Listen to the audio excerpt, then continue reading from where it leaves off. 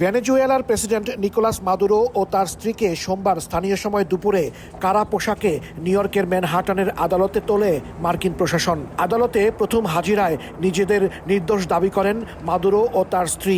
Maduro বলেন তিনি এখনও ভেনেজুয়েলার প্রেসিডেন্ট এবং একজন সৎ ব্যক্তি। তার বিরুদ্ধে মাদক চোরাচালান, ষড়যন্ত্রসহ মোট 4টি অভিযোগ রয়েছে।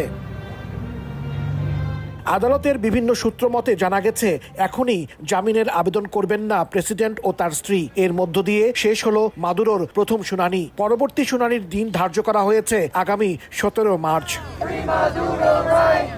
এর আগে নিউ ইয়র্কের আদালতে শুনানি চলাকালে মাদুরোর পক্ষে স্লোগান দেন বিক্ষোভকারীরা। ট্রাম্পকে ধন্যবাদ দিয়ে পাল্টা স্লোগান দেয় আরেক পক্ষ। ভেনেজুয়েলার প্রেসিডেন্ট নিকোলাস মাদুরো ও তার স্ত্রী সিলিয়া সোমবারের শুনানিতে ব্যক্তিগত কোনো আইনজীবী নিয়োগ করেননি।